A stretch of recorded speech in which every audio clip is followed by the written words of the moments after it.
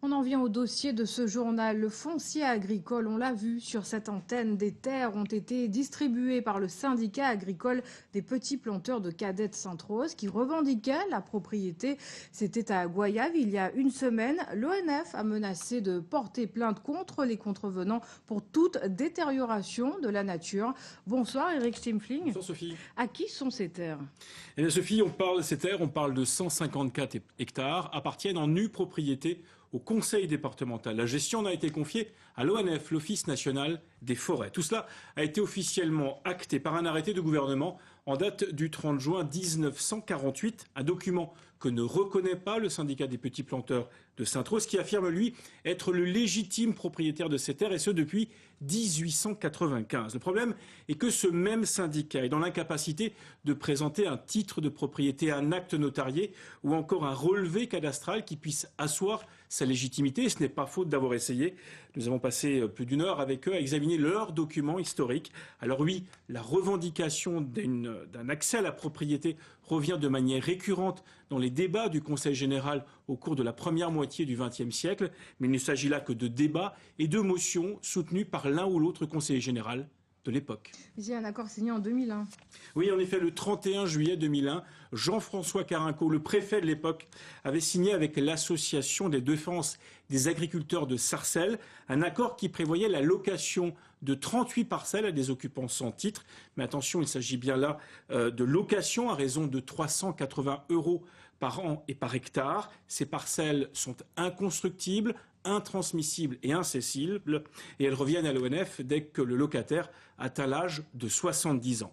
Aujourd'hui, 15 agriculteurs bénéficient toujours de ce dispositif, mais là encore, cet accord n'est pas reconnu par le syndicat des petits planteurs de Sainte-Rose, et pourtant, certains de ses membres en étaient co-signataires. 17 novembre 2018, nouvel accord, mais cette fois entre l'ONF et les producteurs de Guadeloupe. Oui, en effet, cet accord entérine l'installation de 8 jeunes planteurs sur une surface totale de 50 hectares. Il est prévu de planter de la banane, mais également de faire de l'agro-transformation. Mais là encore, cet accord est dénoncé par le syndicat des petits planteurs de Sainte-Rose, qui dans un premier temps va tenter de s'opposer au labourage des parcelles qui avaient été allouées aux jeunes planteurs, avant de procéder, vous l'avez dit, le 31 mars, à la distribution gratuite de terres, 250 lots de 1000 mètres carrés chacun, un coup de force qui tombe sous le coup de la loi. Merci Eric. Et le foncier en Guadeloupe est un vrai problème. Près de 2 jeunes agriculteurs sur 3 seraient à la recherche de terrain. Rencontre avec un jeune agriculteur qui a remué ciel et terre pour s'installer. Marilyn Plaisir, Christian Danquin. Boris a presque réalisé son rêve. Vivre au grand air et cultiver de la terre. Alors ici nous sommes sur mon exploitation. Et c'est une exploitation qui est en agriculture biologique. En culture actuellement on a de la maracuja et de la banane qui est en production. Sinon les autres arbres fruitiers, il y a de l'abricot pays, corosol. Le jeune agriculteur revient de loin. Pour s'installer sur ses 3,5 hectares, il a entamé un long marathon de 2 ans, parsemé d'obstacles. J'ai tout fait. J'ai envoyé des courriers au département, j'ai envoyé des courriers à la SAFER, j'ai envoyé des courriers à la Chambre d'agriculture pour postuler sur des GFA.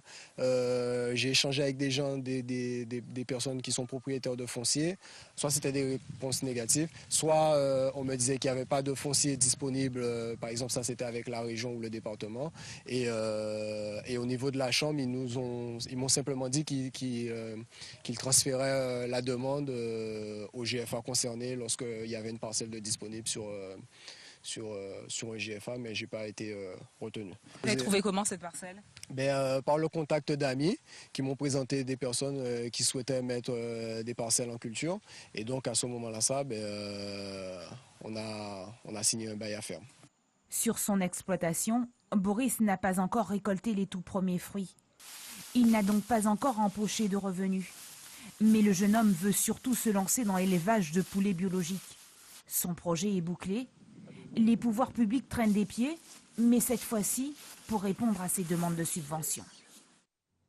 Et pour planter un peu le décor, en Guadeloupe, il y a près de 7000 exploitations agricoles, 50 000 hectares. On estime entre 250 et 300 le nombre de départs en retraite. Et puis notez qu'en 2018, 19 agriculteurs se sont installés grâce à l'aide du conseil départemental.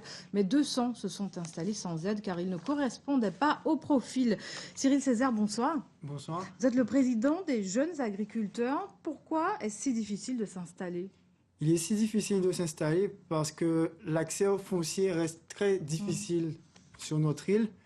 Et nous avons un programme à l'installation, un parcours à l'installation qui a une lenteur en fait au niveau administratif, et qui fait que les jeunes ont des difficultés à s'installer. Pourtant, il y a 5 mois, en novembre 2018, une commission départementale d'aménagement foncier a été créée. Est-ce un outil efficace pour lutter contre cette problématique ? Au niveau des jeunes agriculteurs, nous pensons que c'est un très bon outil pour installer des jeunes. Cependant, il faudrait trouver les solutions pour que le parcours à l'installation aille plus vite et que... C'est-à-dire ce sont des terres en friche. Ce sont des terres en friche, oui. Mais pour l'installation d'un jeune, il faudrait qu'il puisse investir sur ces terres pour pouvoir s'installer. Ce sont 10 000 hectares de terres laissées à l'abandon. Vous y croyez, vous ? J'y crois, oui, parce qu'il y a effectivement des instances comme la SAFER qui arrivent aujourd'hui tant bien que mal à installer des jeunes et qui nous donnent encore un espoir à pouvoir installer. Mais c'est difficile parce qu'il y a aussi ce problème de squatteurs. Il y a ce problème effectivement de squatteurs sur les terrains. Comme on peut le voir, aujourd'hui, il n'y a pas de terre libre. Parce qu'on dit qu'il y a quand même 200 départs à la retraite. Il y a quand même 200 départs à la retraite et pourtant, il n'y a pas autant d'installations. Quelle est la procédure pour un agriculteur pour s'installer ? La procédure, déjà, il faut être formé, il faut avoir la formation agricole. Et puis après, on peut se rapprocher des différentes instances, notamment des jeunes agriculteurs et des différentes instances comme l'ASP et la SAFER. Quand vous voyez qu'on distribue gratuitement des terres, comme par exemple il y a une semaine, vous en pensez quoi ? Au niveau des jeunes agriculteurs, on pense qu'il faudrait changer justement le cahier des charges qu'il y a eu entre l'ONF et le LPG, de façon à ce que tous les jeunes puissent être installés, tous les jeunes qui veulent s'installer puissent s'installer. Cyril Césaire, c'est encore un métier d'avenir, agriculteur en Guadeloupe ? Je pense fièrement que ça reste un métier d'avenir, parce que nous restons des passionnés, on aime notre île, et je pense qu'on peut apporter de la valeur à notre clientèle en produisant des produits en faisant des produits de qualité. Quelle est la valeur ? La filière bio ?